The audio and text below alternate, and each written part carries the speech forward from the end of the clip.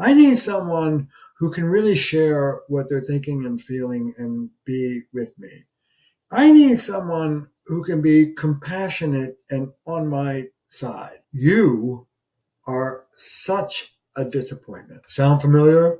Listen, disappointment, how to work with and even digest disappointment is one of the critical skills of relationship that no one ever talks about, because in our culture, of course, a good relationship is absolutely perfect and there should be no disappointment. But you all can't be married to me. You have your own partners to work out, and they're probably not as perfect as I am. Hi, I'm Terry Real, the creator of Relational Life Therapy, founder of the Relational Life Institute, and I'm here to talk to you today about that maddening aspect of being in a real relationship. Listen, James Framo, arguably the father of family therapy, couples therapy, wrote back in the 50s when it was assumed the person you were sleeping with was your spouse. Framo once wrote, "The day you turn to your partner who's sleeping next to you and you say to yourself, oh my God, I've been had. This is not the person I fell in love with. This is a dreadful mistake. What am I doing here?" That day, says Framo, is the first day of your real marriage. And I've been a couples therapist for decades. I deal with couples on the brink that no one else has been able to help. And I routinely talk to people about dealing with the person you have instead of the one you deserve. Look, here's the bottom line. What we long for is spiritual. What we long for is divine. What we long for is a perfect God or goddess who will complete us, always be there for us, never let us down. What we have is a woefully limited human being who not only will not deliver us and heal us from our old childhood wounds, but is pretty well guaranteed to, I like to say, stick the burning spear into your eyeball. Welcome to real love. Welcome to real intimacy. We long for perfection, never thinking for a moment that we're not that perfect ourselves. We long for perfection, but in reality, it's the collision of your imperfection and mine and how we manage that collision. That's the actual stuff. That's the character of real intimacy. I don't want to be married to an angel. It would be boring. My wife, Belinda, and I will often bow to one another and smile and say, I just want to thank you for giving me this opportunity to work on myself. Our partners will not heal us. Our relationships can be the crucible in which we are healed, but not by them, by the work we do and by the relationship is different. That woefully limited human being, they will fail us. They will not be there when we need them. They will betray us. They will be selfish. They will be irresponsible. They'll have a tummy ache when we're resurfacing old memories of our dead dog when we were 6 and we really need them to comfort us. We will disappoint one another. Count on it. Now what? That doesn't mean you're in a bad relationship. A good relationship is not a relationship that never disappoints. That's Hollywood.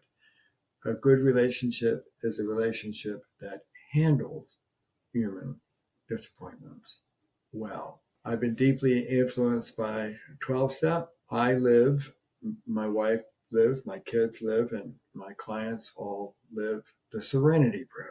I reverse the order. Give me the courage to change the things I can. That's me on a good day. That's me taking a breath, staying centered, using a skill instead of being reactive and going off in my knee-jerk automatic response, taking a breath and working on myself and working on the relationship and doing something different than what I learned to do as a kid. And so that's give me the strength, give me the courage to change the things that I can, the serenity to accept the things I can't change, which is guess who? You. And the result of my work. I talk about relational integrity. You do your best on your side of the seesaw. What your partner does on their side of the seesaw, it's not up to you. We live with that humility. You do your best. And if you use a more skilled move in a particular moment, you increase the odds that things will go well, but there are no guarantee. It is part of a real relationship that there'll be times when you are in what we call your wise adult prefrontal cortex thinking, and your partner's in either a wounded child or adaptive child, an immature part of them, and they're not fixing things between the two of you, but they're not even listening. They're not available. They're in an immature state, and all bets are off. Take a break. Don't keep batting your head against the wall. Try a couple, 3 times to help them be more adult. And if it's clear they're not, go make yourself a cup of tea and try again later. Not in a big rage because you have humility, and not in a wounded state of desperate abandonment. Those are early child states. But as an adult, I have 8 million sayings, and one of them is, in a real relationship, everybody gets to go crazy, but you have to take turns. If your partner is in an immature state and you don't jump in the mud pit with them, but you stay centered, not a good day for your partner, mixed day for the relationship, great day for you. Build strong relational muscle. What are you doing in that moment? You are tolerating what I call micro disappointment. On this Thursday at 3 o'clock, you ain't getting what you want, but don't escalate. That's this Thursday at 3 o'clock. It's not this Thursday plus last week plus last year, always, never, they are, forget all that. Keep your micro disappointments micro. Don't escalate. So you do what you can to get what you want. I have a whole video on how to get more of what you want. Do what you can. And then what you don't get, you grieve. Should I stay or should I go is answered by a tool I call the relational reckoning. Am I getting enough in this relationship to make grieving what I'm not getting worth my while? Yeah, our sex life isn't great. My partner has a sexual molestation history. He ain't going to be hanging from chandelier. But great father, great partner, great human being, love him to pieces. What the hell? Good enough. Grieve what you're not getting and embrace what you are getting. Hold both at the same time, but don't walk around like a big victim. If you're not getting what you want, if there's a lot of disappointment, be a little more assertive. Work, go back and fight. Roll up your sleeves and work a little harder to get that person on the other end of the seesaw to be more forthcoming. If none of that works, get help. People ask me all the time, when do I know to get? Look, you get help when you can't do it yourself. Duh.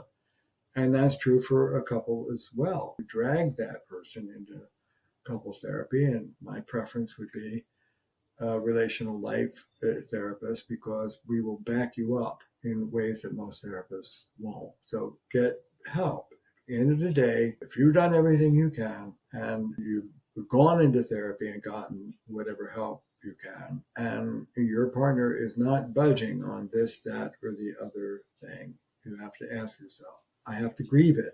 That ain't coming for now. Is that okay with me?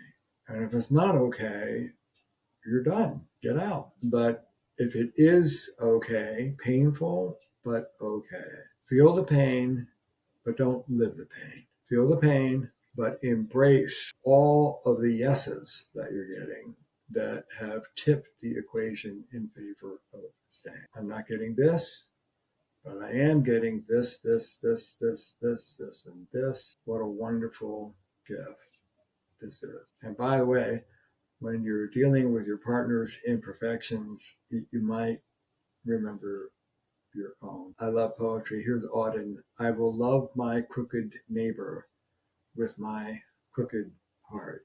Belinda and I had friends, a gay couple, who on their 30th anniversary, one of the partners said, the secret of my longevity is this. I literally do this.